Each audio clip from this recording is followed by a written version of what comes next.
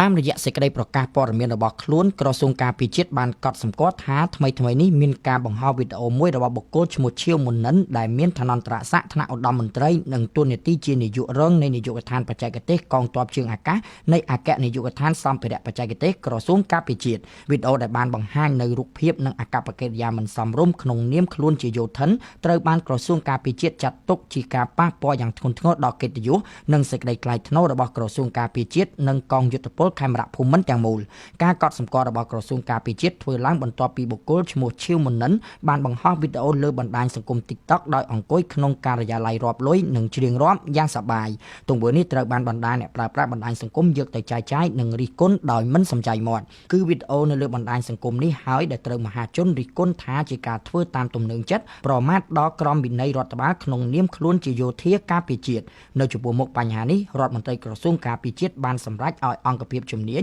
រៀបចំបង្កើតក្រុមប្រឹក្សាវិន័យដើម្បីពិនិត្យនិងវាយតម្លៃលើរាល់ទង្វើដែលបុគ្គលឈៀវមនុនបានប្រព្រឹត្តខុសតាមរដ្ឋមន្ត្រីការពារជាតិបុគ្គលខាងលើនឹងប្រឈមទណ្ឌកម្មទៅតាមច្បាប់លក្ខន្តិកៈទូទៅចំពោះយោធិននៃកងយុទ្ធពលខេមរៈភូមិន្ទគូបញ្ជាក់ថាបុគ្គលឈ្មោះឈៀវមុននិនដែលមានឋានន្តរស័ក្តិថ្នាក់ឧត្តមសេនីយ៍ត្រីនិងពាក់ផ្កាយមួយក៏មានងារជាអុកញ៉ាដែរតែព្រះរាជក្រឹត្យចុះថ្ងៃទី23តុលាឆ្នាំ